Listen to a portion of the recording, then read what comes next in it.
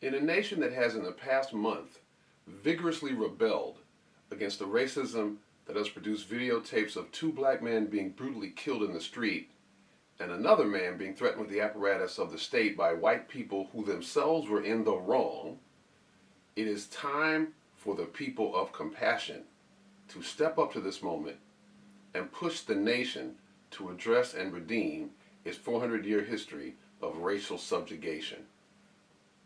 In a progressive movement that has and will again be purposely manipulated so that members of it will regard each other as sellouts and enemies instead of people with whom they have manageable disagreements, it is time for the people of transformative compassion to step up to the moment and show that Americans can demonstrate deep respect for people we deeply disagree with. In a world where a pandemic that is killing people, particularly those of color, devastating livelihoods and threatening futures, but is one of many global problems that argue for having more rather than fewer voices determining our future, it is time for the people of transformative compassion to step up to the moment and proclaim that all voices count so we can expand the table of decision making. Anyone who thinks of themselves as a white ally or an anti-racist activist is by definition a person of transformative compassion. That identity says that I want to be a force for increasing the amount of compassion in the world. This is a big task. I'm looking to connect with people who are willing to work on themselves so they can do their part in this depressing moment to turn it into a moment of transformation to a more compassionate world. What I want to talk about today are the special powers, maybe even the superpowers, that anti-racism allies potentially have if they have to do the work of transforming this nation. What I want to talk about today is how anti-racist allies might use those special powers that they have to step up to the call of allyship that is in this moment today. Before we go any further, I want to make some process adjustments and suggestions. When it comes to screen fatigue, as the young folks say, the struggle is real. So if you want to reposition yourself, relax in your chair or on a couch, that's fine. Part of screen fatigue is because the artificial and imperfect nature of this type of communication wears on our brain.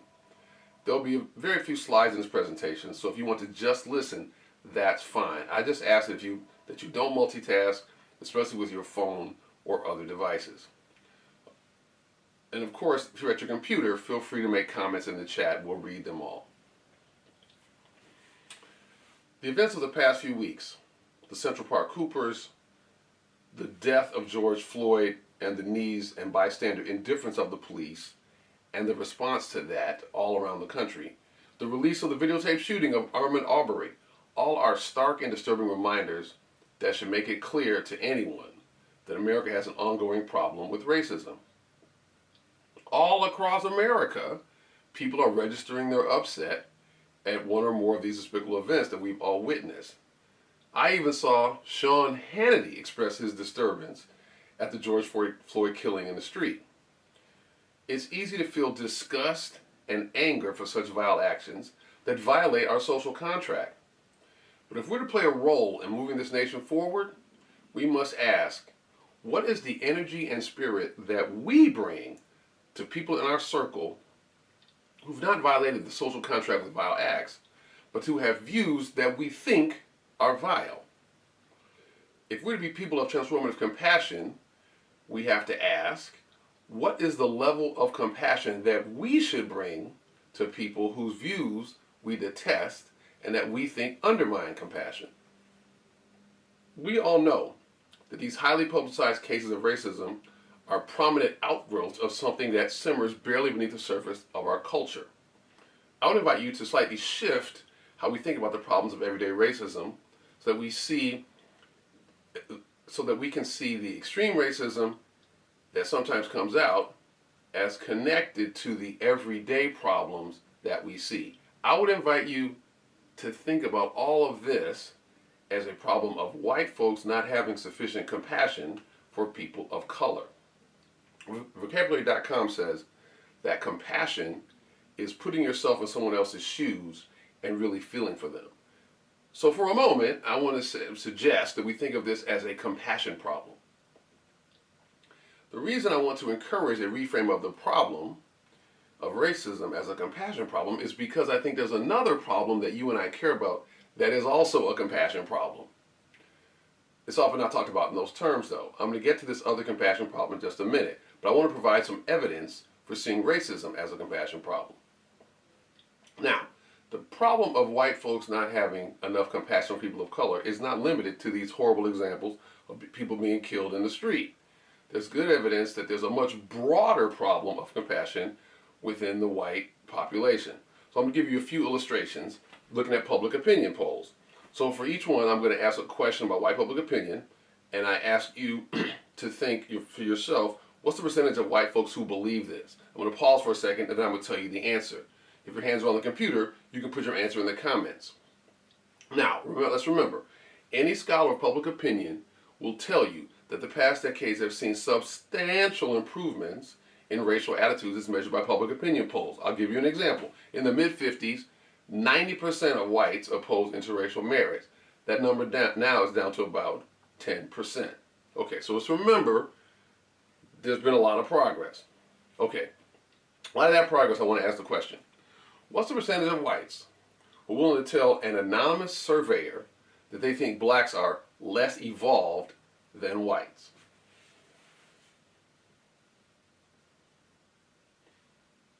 The answer is 38%.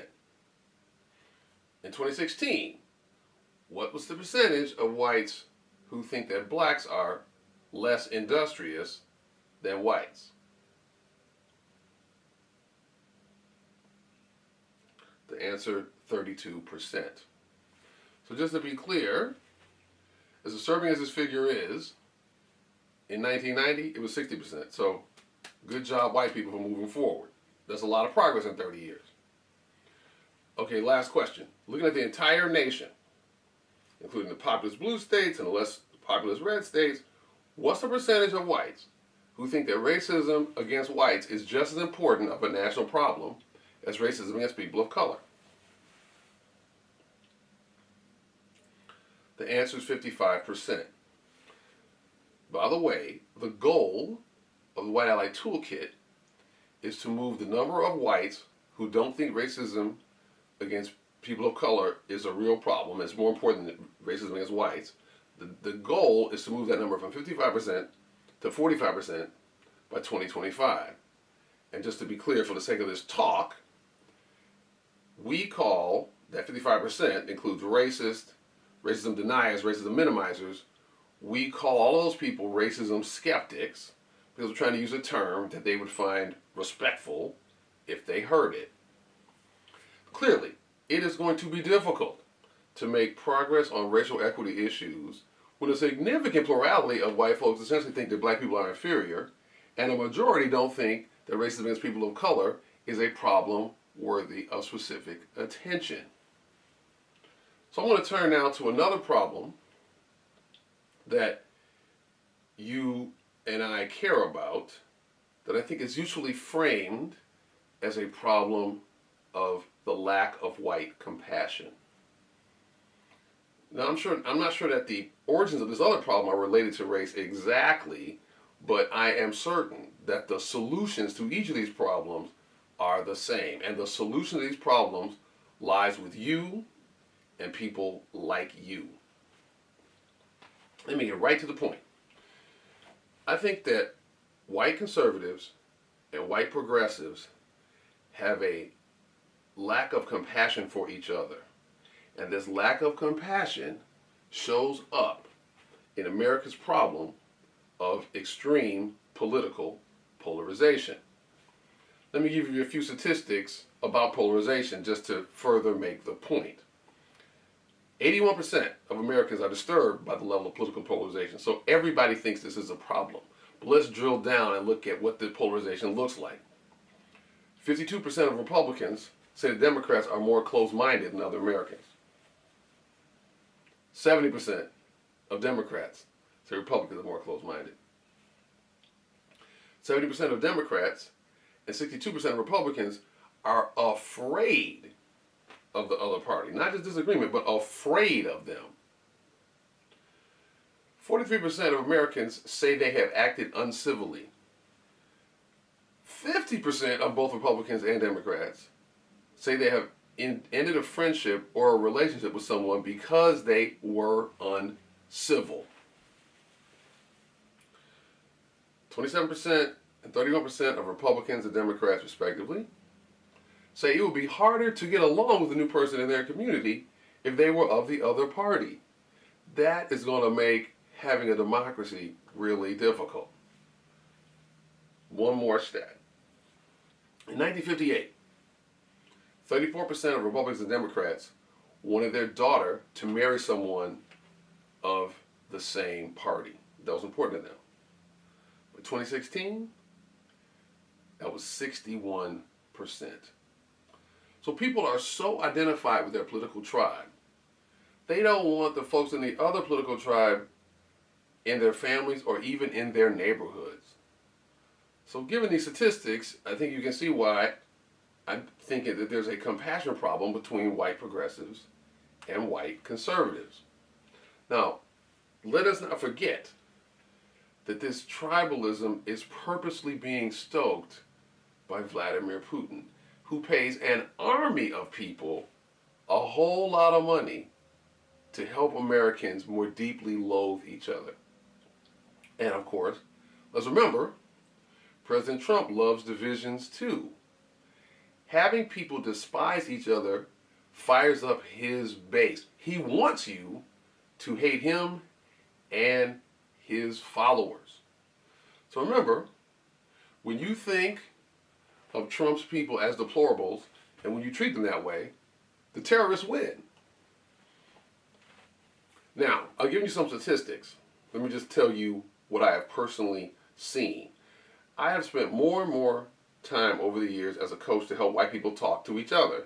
And it is increasingly clear that this polarization that I just was referring to, a political polarization, is actually affecting how families function.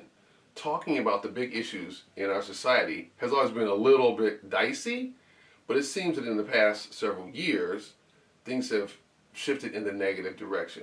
Whether the subject is race, whether it's abortion, whether it's gun control, whether it's President Trump, and on down the list, white folks have lost the ability to talk to each other even in their own family. A vibrant democracy thrives on discourse. So this trend is not what we need. This is undermining democracy. I am continually amazed at the way that white people seem incapable of tolerating the fact that people they're connected to by blood, by organization, by church, by past friendships, they sometimes have vastly different views than themselves. Now, to a much greater extent than happens with black people, this is a non-white group I'm most familiar with, white folks appear to have a shockingly low ability to see people who they have difference of opinions with as people they want to stay connected to. For example, people have said to me, if I learned that my neighbor was a Trump supporter, I don't think I'd let them into my house. These are the people who look after your house when you go on vacation. Even more shocking to me is what feels like a willingness of white people to throw each other away over politics. And this includes family members. A woman once told me she decided she was not going to talk to her cousin until Trump was out of office. What are you talking about? I wanted to stand on a table and scream and ask, what is wrong with y'all? These are people in your family. These are people that you grew up with. These are people you have cried together at funerals with. Are you really going to let some politician make it impossible for you to have a civil conversation? So, if there was more time, we go further into this. If there was more time, we could talk about this willingness of white folks to throw each other away. We could ask if this was a weakness in white culture, if this was a reflection of culturally ingrained privilege. If we had more time, We can explore whether or not the reason that people of color are less willing to discard relatives is because they've learned over the centuries that families are interdependent systems of support where everybody matters. And you don't throw people away because they think about the society differently than you. If we had more time, we might find creative ways to talk about what happens, what appears to be a cultural weakness that white folks have. I was talking to a white friend of mine about this, and he said that white men like himself need a pill for EDD, empathy deficit disorder. Now, he also said that white women need that pill sometimes too. But we don't have time for that. So other things I want to get to in the time we have. And this has to do with how this lack of compassion problem affects our politics.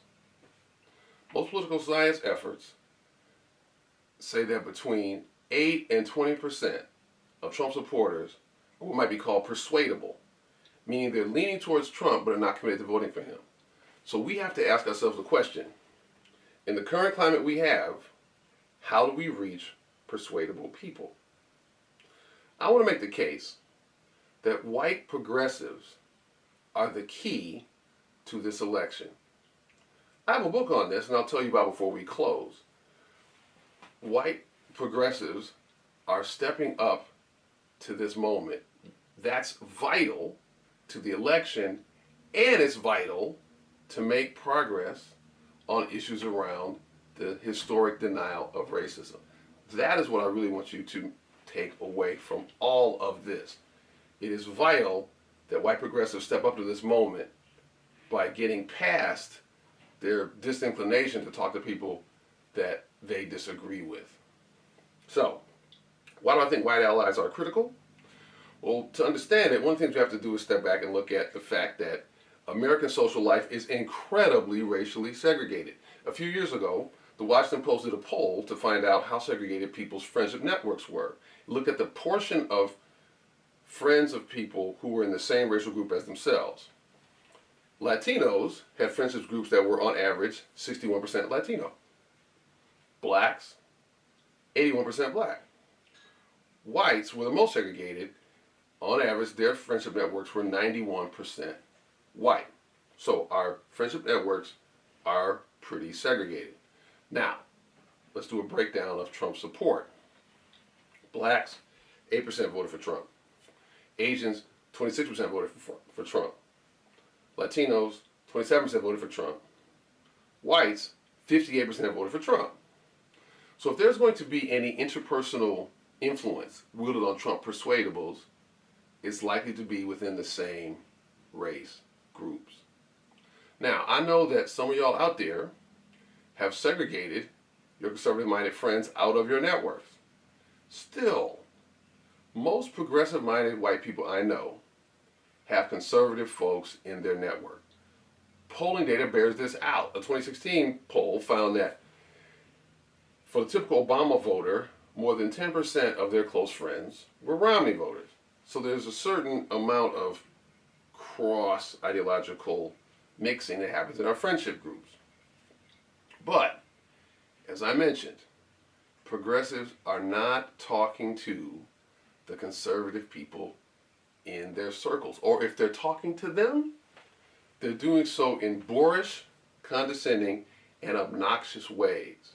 Maybe in response to what they've gotten, but they're still doing that. And these ways of interacting only play into Trump's narrative about how liberals look down on conservatives. An important challenge for white progressives is to step up to having more and better conversation in informal settings between white people about substantive issues, race, politics, the pandemic, whatever. These white folks are in your family. They're your neighbors. They're your friends. They're your fellow parishioners. They're your co-workers. My hope is that people who want to call themselves allies can expand their activity from posting on Facebook and do the hard work of using transformative compassion as the basis of talking in your circles to people about issues of race, racism, politics, etc. So, white folks are split in half about Trump and about racism, as I said before. But interestingly, white folks are the least likely to want to have this conversation. This is not just my intuition. A couple years ago, Pew did a study about people's feeling about talking to people who disagree with them, especially disagreed about the president. They asked people if they found these conversations to be stressful and frustrating versus informative and stimulating. Now, overall, 59% of the people found these kind of conversations stressful and frustrating. But there's a lot of variation by group. Conservative people, overwhelmingly white, they, at the level of 52%, found the conversations stressful and frustrating. Black liberals, 56% found it stressful and frustrating. Latino liberals, 61% found it stressful and frustrating. White liberals, 74% found these conversations stressful and frustrating. So, what does this mean? This means white liberals who have the most access to white conservatives, much more than people of color, but they are the very people who are the least inclined to have this conversation. That's not good for the progressive movement, and that's not good for making progress on racism. It is white progressive people who need to be talking to people across the divide so they can reach the Trump persuadables. My message is that my message is that white progressives have a special power to move the needle. And it is time for people to step up and do it. Whether it's about the election, whether it's about racism, we need white progressive people to step up to this moment and do the conversational work necessary. But in order to do that, you're going to have to make some changes in both your thinking and in your behavior. Now, what has to happen? What are these changes that we need to make so that white progressives can be the agents of transformative compassion that our society needs? Well, there are some specific dysfunctions in the white progressive mind that people got to get beyond. First is the racist, non-racist binary. And this is a pervasive train of thought in the white community. Basically, it says that people are either completely racist and evil, or they're completely non-racist and good. Now, in conservative circles, this often looks like the only way to be racist and evil is to consciously disparage and use bad words against groups. If you don't do that, you are fine. Looks a little different on the left, where being a non-racist is less about what you don't say, more about what you do say, particularly in regard to using latest terminology and concepts about systems of oppression. If you don't use the right terms, I'm afraid I got to tell you that you're a racist. Well, that's one problem. But even a bigger problem on the left is the woker than thou culture that we have. Right now, we have a culture among white people on the left where any sign or history of any racially problematic thoughts or behaviors are evidence that you are not woke, that you are a bad person. This is the collective left-wing version of the racist, not racist binary. There's a pattern on that social justice warrior left that gives no grace at all to anyone who has or has ever had a racially problematic thought or might have said something. It is important that people show they have been woke since the Clinton administration. We have to get past that culture. I think it produces something that might be called performative wokeness, where people try to impress each other with how much they know or the linguistic skill with which they can demonstrate that somebody else is not as woke as they think they are. The biggest problem with this culture is that it reinforces the idea that people need to look at those as less woke than themselves with contempt. And contempt is very counterproductive to doing the soul surgery that we need to do with each other to create change. Martin Luther King said, you have very little morally persuasive power with people who can feel your underlying contempt. Now, there's some good news. The good news is that there are some methods that can turn things around.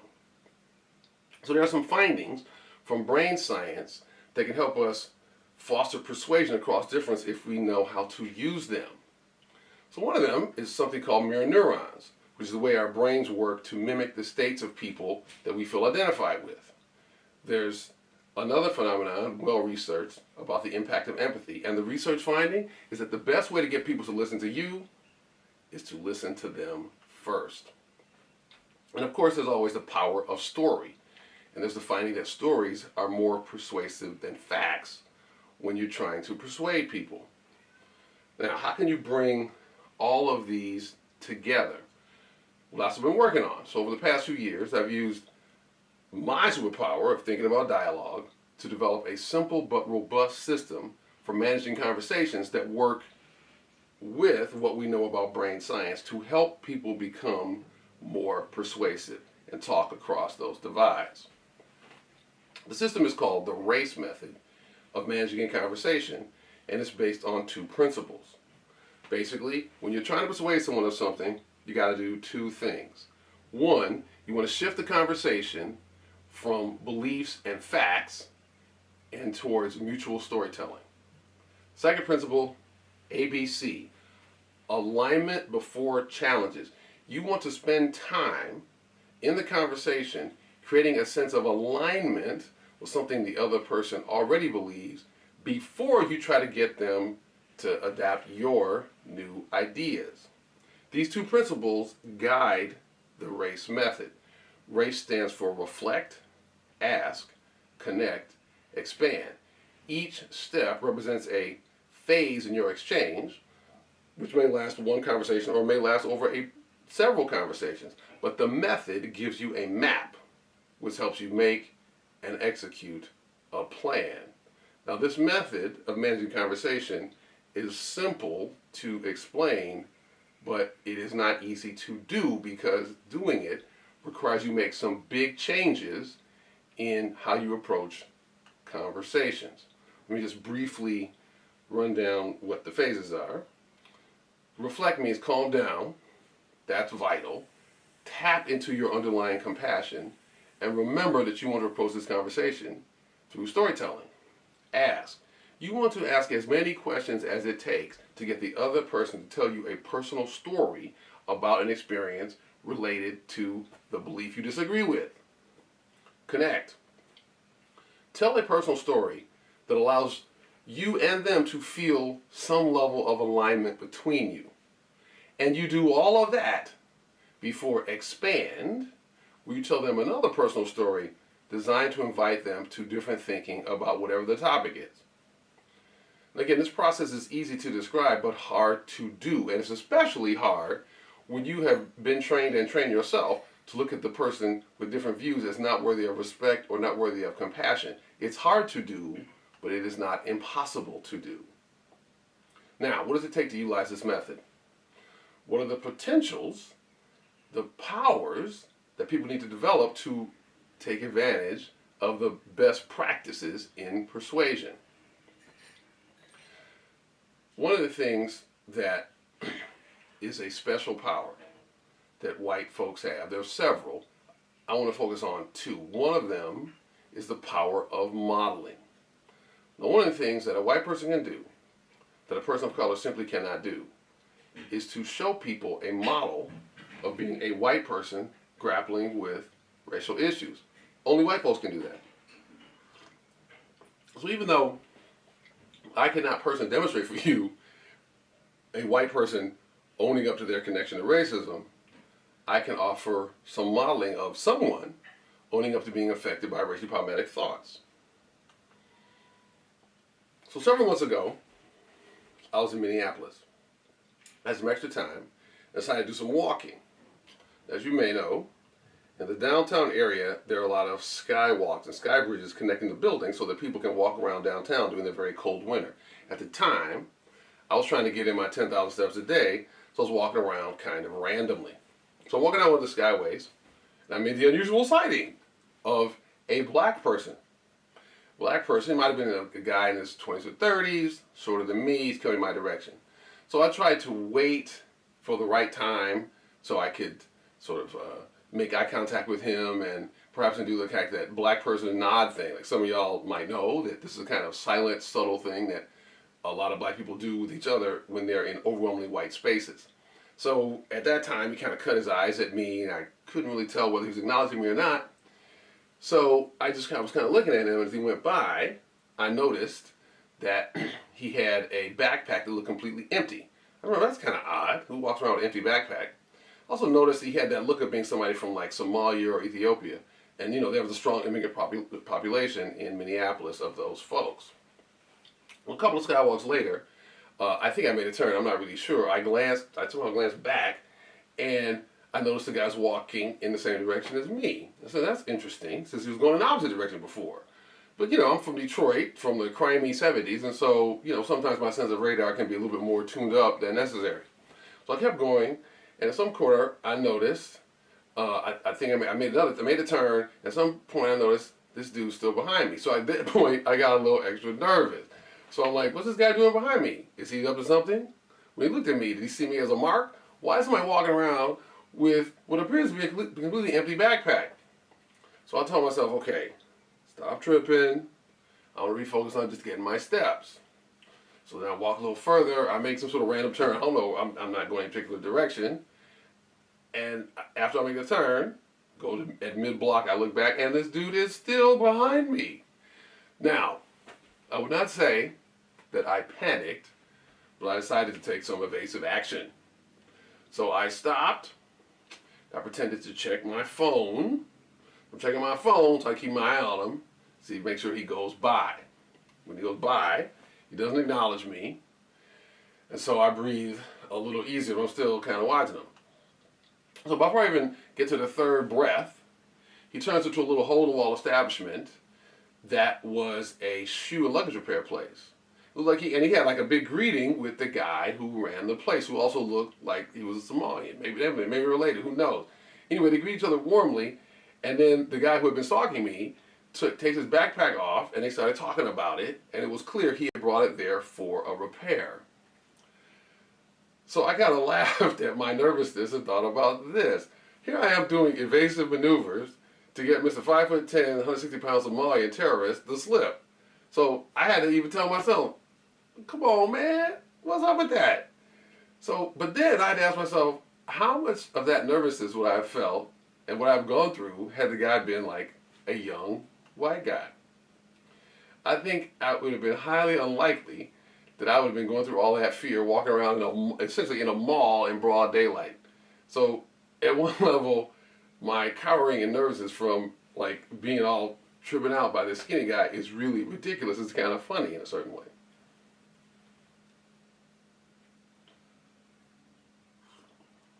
In another way, though, my thoughts are kind of troubling.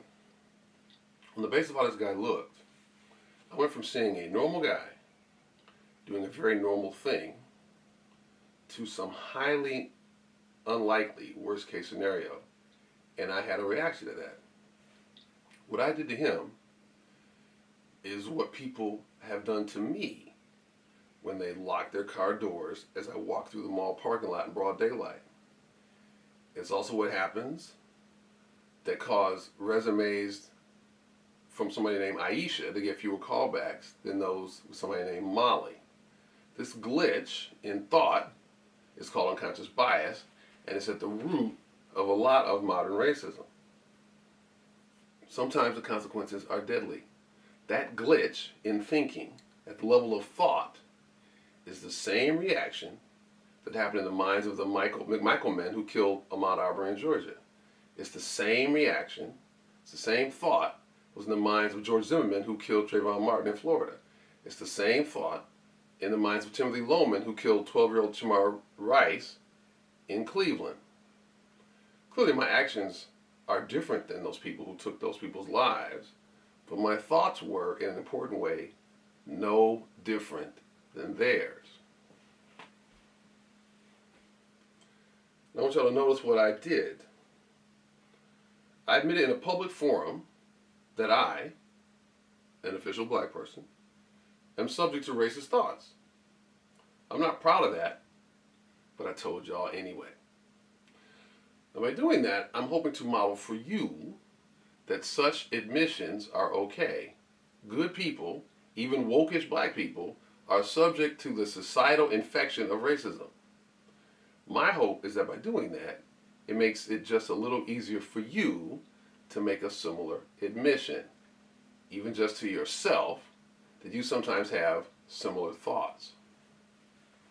I want you to notice something else. When I first told the story, both the tone and my ending to the story put it in a "oh silly me" context. It makes it kind of humorous, light, relatable, and non-judgmental. But then I gave another context to the same story, and I connected it to the heinous crimes that we know about in the Ahmaud Arbery case. In that case, we've actually seen it, and I connected it to other heinous crimes we know about. Now, had I told the story differently originally and had a more serious ending, you might have even more powerfully seen the link between my behavior and those egregious events. The race method that I teach prepares you to skillfully use your own stories to educate people about racism. For the people of transformative compassion, the call of allyship today is to learn how to mine your own experiences and your own point of view to find tools that will help you have conversations that are honest, connecting, and that represent you doing your part to dismantle racism. Now, the last potential that white folks have to change our situation might be the most important. This potential is something so important and so specific to white progressives that we might call it a potential white ally superpower. However, it is sorely undeveloped. The goal of this project is to create a space for anti-racism allies to learn how to develop the superpower in service of them more consistently responding to the call of transformative compassion that is embodied in today's call for greater allyship. This concerns the ability to stay centered and focused during these kind of conversations. Now, let's remember, when people of color have conversations about racism, people sometimes reconnect with the devastation to their own people and their families. It's easy to do that. For some people, it's not hard to get sad, to get angry, or to become disgusted. Part of the reason that white progressives are in the best position to engage others about historical and current racism is precisely because they are not victims of it. Because allies see racism as about dismantling a system that for the most part benefits themselves. Their perspective is received by racism skeptics with an entirely different level of credibility. They're not going to be perceived as self-interested as they advocate for change. But this is only half of it, and not even the biggest half, of the benefit of not being from a historically disadvantaged group, a group victimized by racism. There's an additional benefit that is vital that white allies learn how to leverage. When white people should be hurt or even get mad about racism, and that's perfectly fine. But I think it's one thing to be mad at a social system because it's wrong, and quite a different thing to be mad at centuries of racist victimization because it has a direct impact on you, your ancestors, and the people you love. But there's really another point about getting mad that I have to say. I want white folks to be mad about societal racism. If you want to be mad at Trump, at your governor, at the heads of institutions, you go ahead. It all should make us mad. That passion might be productive, but it is not productive for you to get mad at your racist Aunt Molly or your coworker Dylan. Your getting mad at them is not helping me. We need white folks to learn how to remain calm and gin up their compassion when they engage people who are demonstrating a lack of compassion for people of color. This is your critical value added. This is your leverage. This might be your superpower. What this project is about is creating a space so you can be a force for doing the healing work that is so needed in America and in your own families. The hope of the project is that white folks will come to see that a racism, skeptic, problematic remark is not something that creates a pit in your stomach as you strategize how to make the moment go away, but rather those remarks are an opportunity for you to do some of the important healing work that only you can do. Now, this may sound a little strange given the anxiety that many of you feel at the prospect of talking about race. That's all right. I'm inviting you, as a person of transformative compassion, to look at the situation differently than you have. I am asking you, in fact, to use your privilege, specifically the privilege of not being a multi-generational victim of racism. Because when white folks talk to someone who denies the reality of racism, there are some things that don't affect you. When you talk to white folks about racism, you don't have to worry about controlling an overwhelming rage at American racism that completely confined the life, hopes, and dreams of your great-great-grandparents who were enslaved. When you talk to folks about racism, you don't have to think about a grandfather, Barry Campt, who was returning home from church and got in some sort of verbal spat with a white man and was killed for no apparent reason. The crime appears to have never been investigated by the police. You don't have to worry about thinking about that. When you talk to white folks about racism, you don't have to think about being overcome by thinking about your grandparents, Elsie and Creola Wiley, who had to leave school after the 3rd and 4th grade, respectively, to begin lifetimes of cleaning white folks' schools or their houses. When you talk to folks about racism, you don't have to worry about being overcome. Think about your father's ambition to be an engineer, which was thwarted because companies simply just weren't hiring black folks with engineering degrees at the time. When you talk to folks about racism, you have to worry about your own experience of having your legitimacy questioned, being told rental housing was unavailable 30 minutes after being invited over to see it, or being called nigger walking down the street. For a white person of transformative compassion to step up to the moment of allyship, you don't have to wrestle about being overcome with any of that. And what's great about stepping up to this moment of allyship is that when you do this work on the other person, you also are doing some important work on yourself. Doing the work on a racism skeptic who hides a certain level of contempt for other people in their heart requires you pushing past the contempt that you, in your heart, you have for them. In trying to reach the racism skeptic and tell them that the racist, non-racist binary is counterproductive and tends to blind them to racist problematic things that they have done, you remind yourself of your own blindness.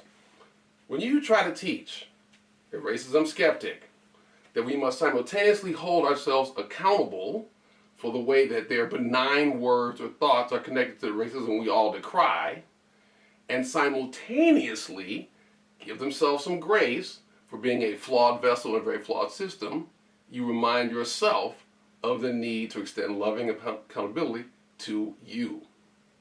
A person of transformative compassion, to step up to the current moment of allyship, means flipping a virtuous cycle into a vicious cycle into a virtuous cycle.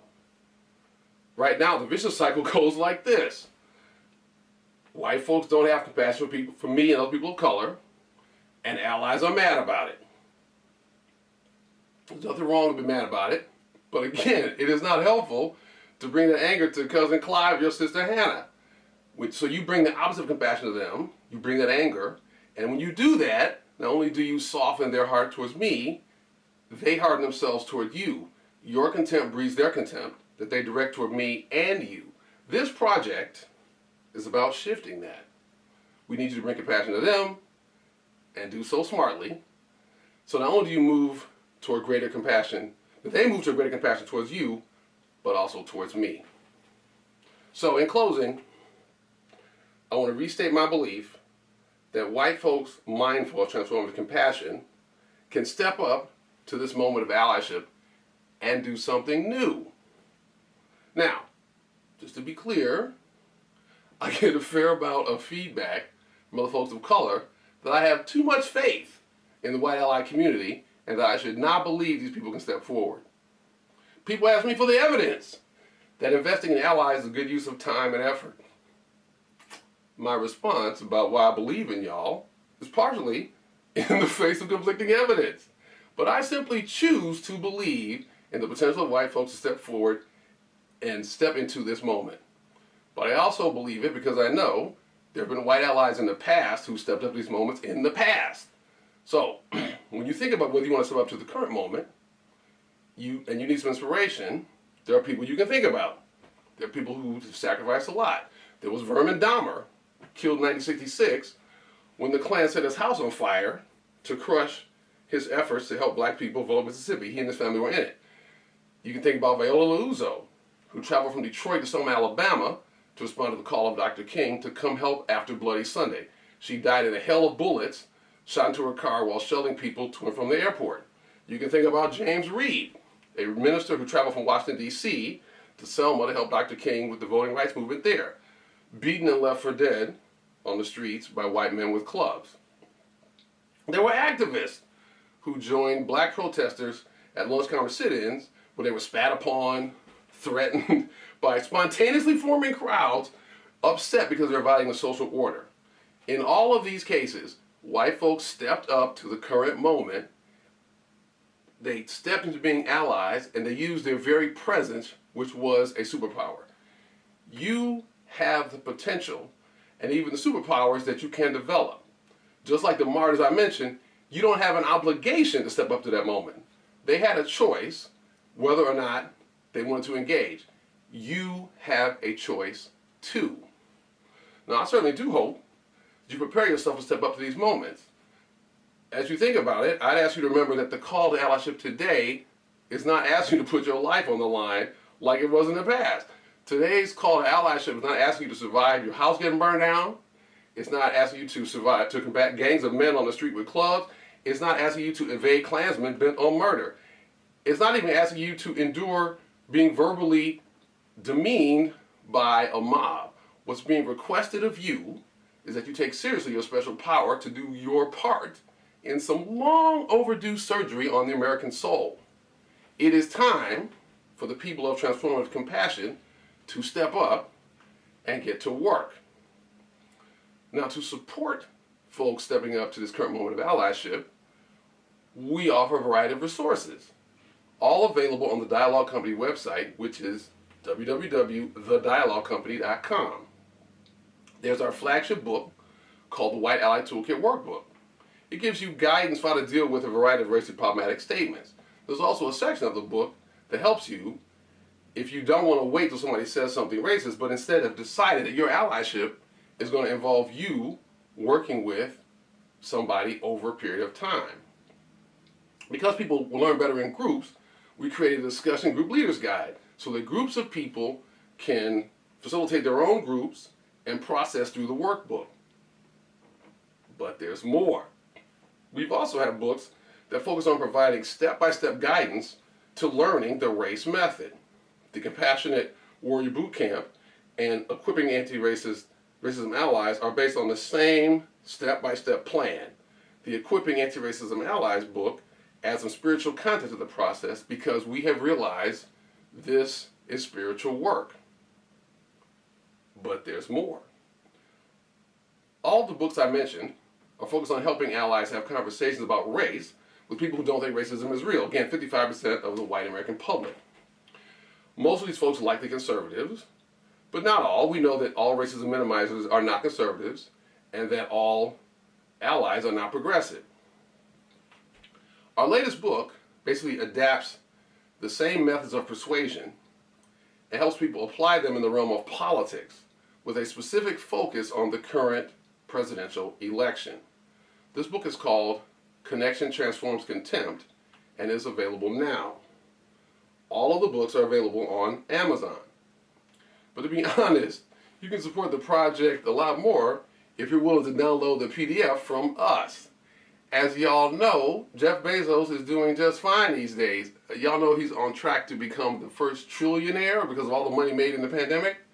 So we don't mind if you buy from Amazon, but of course we prefer you buy the books from our website. I want to make sure you know about a special opportunity to engage this content. On June 4th, we're starting a new cohort. The e-course is called Doing My Part to Dismantle Racism. Introduction to White Ally Toolkit. The course meets on Thursday nights from 8 to 9:30. We meet every 2 weeks for 4 sessions. The meetings are group coaching sessions, but the course is a blended learning environment that's mounted on a learning platform. We're interested in you learning these methods and then practicing them so you can make them a part of your intentional communication. So the real work, of course, is between the session. You can learn more about the course on the Dialogue Company website. But, so please check it out. So listen, I want to thank you so much for your time. We're in a really important and perilous moment in our country, and everybody has to pull their own weight as we try to rebuild from the last 4 years and from the effects of the pandemic over the last 4 months. So anything I want to leave you with is that I think white progressives have a very important and unique role to play in the healing of this nation. My hope is that each of you find a way to step up to this moment. The nation needs people of transformative compassion to step up. Thank you for your allyship.